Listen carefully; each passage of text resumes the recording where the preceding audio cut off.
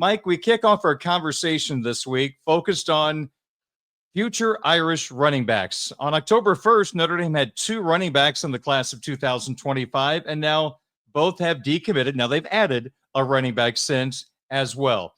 The most recent transaction, Justin Thurman decommits and quickly goes to the University of Kansas. What's the backstory?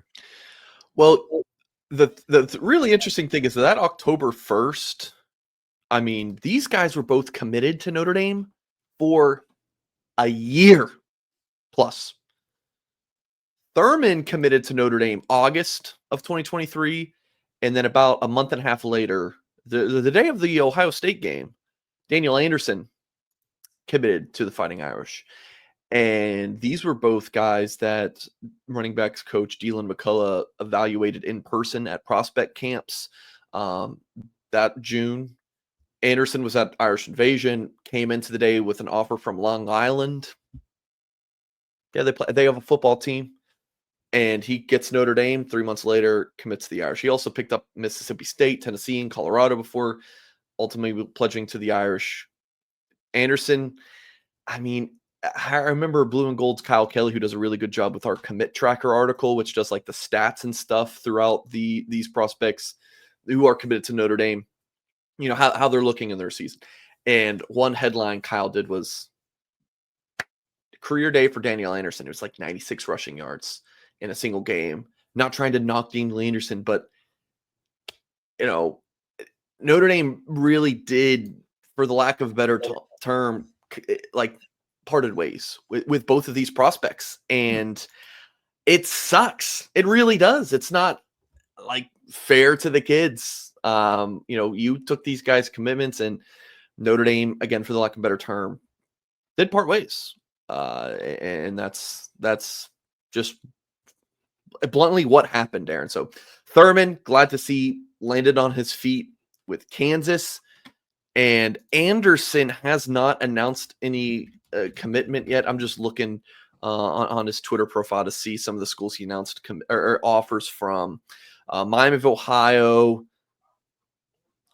picked up some interest from Northwestern. Kent State offered him, Western Kentucky, Toledo.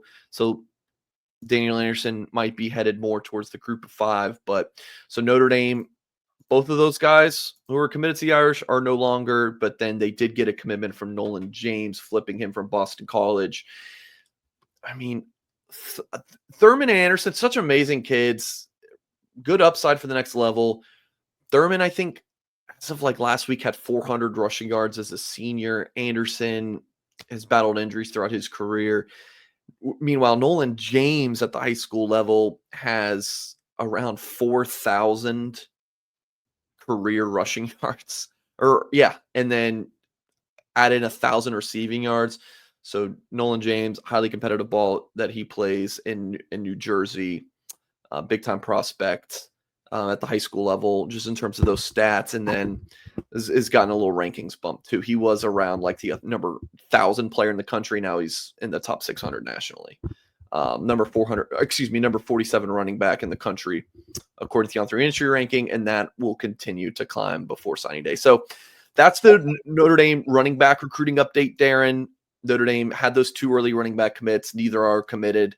Got Nolan James flipped from Boston College, and there's an outside chance, Darren, we are 15 days away from National Signing Day. It does not feel like it at all, but we are 15 days away, and Notre Dame could be making a move last second to try to get someone in terms of a second running back.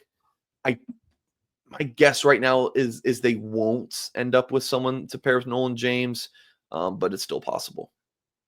With that being said, there still could be some finishing touches on this 25 class. Where do you think things stand at this particular moment? Yeah, so just touched on running back recruiting and a potential addition. So let's just go through quickly the rest of the 2025 board as we know it. I always like to say that because with this Marcus Freeman and Chad Bowden regime, you just never know. These guys are, always trying to cook up things behind the scenes. But Jalen Wiggins, the Florida defensive lineman commit, he was in Gainesville last weekend to see the Gators defeat old Brian Kelly-led LSU Tigers.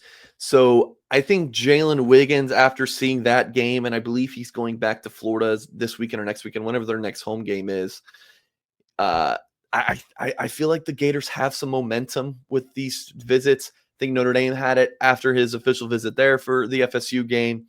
Now it might be swinging back towards the Gators a little bit, but in talking to sources close to Florida, feeling is that like Billy Napier's team is not out of the woods yet. Still a battle, but it might be leaning towards FSU.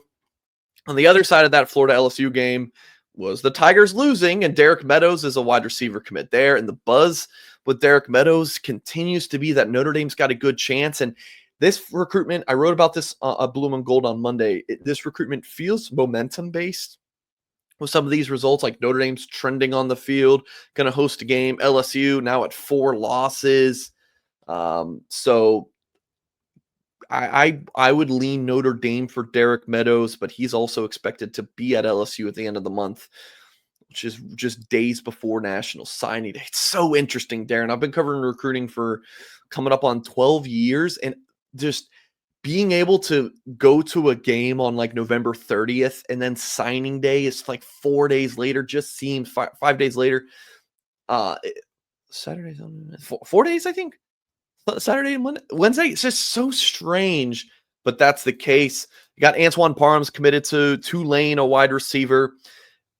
You know, if everything goes well behind the scenes like I expect it to, you know, the T's get crossed, the I's get dotted. We'll think Notre Dame's going to flip Parham, 6'3.5", 200-pounder. Andrew Olesh, tight end, committed to Michigan. I think my guess is he sticks with the Wolverines. I'm not hearing a whole lot of positive buzz for the Irish, but we'll see. Mad Framo, the linebacker, who's uncommitted, top 100 overall player, really seems like it's between Notre Dame and USC. He's expected to be at that game in the Coliseum at the end of the month. I think he's leaning Irish, but he's been a hard recruitment to kind of to read for quite a while, but again, still believe it's going to be Notre Dame for Matt Framo. That's pretty much the board. For as long as I've been covering Notre Dame, which is, you know, several classes now, I don't remember a recruiting cycle, Darren, where we had this much out there, this close to National Signing Day. It's interesting.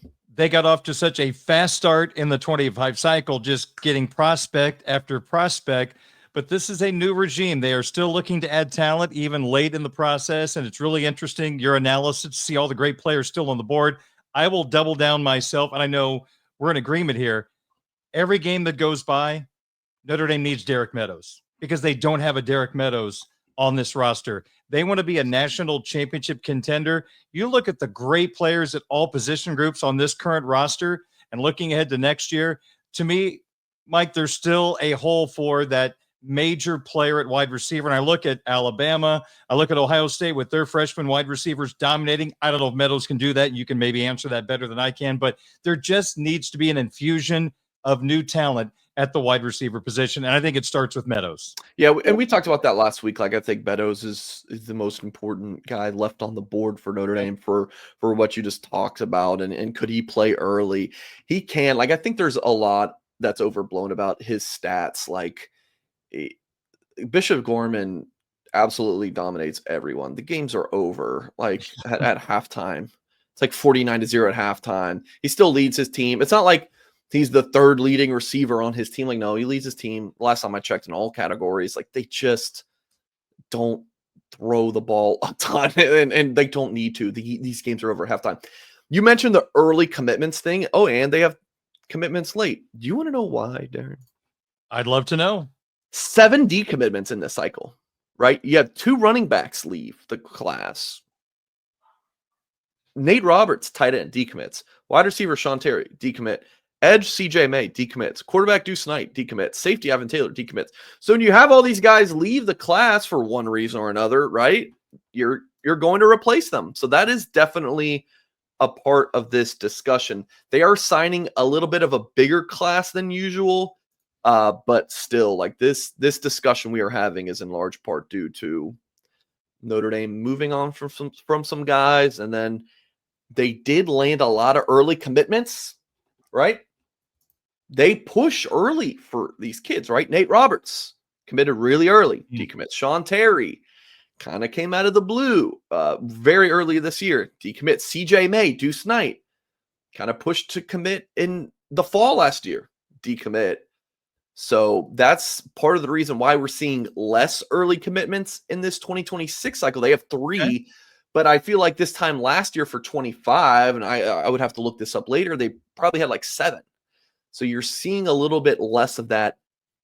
They still have guys that will happily take commitments for this 2026 class of the high school juniors, but they're not like, oh man, we got to squeeze our quarterback commit, right? Noah Grubbs, their quarterback commit 26, was someone who he was done with the recruiting process. Like he wanted to commit, whereas Deuce Knight, they squeezed him. Like they kind of used some Bear Bachmeyer leverage to squeeze Deuce Knight. You know, they're not really playing that game with a lot of guys in 26 like they did with 2025, if that makes sense. Okay.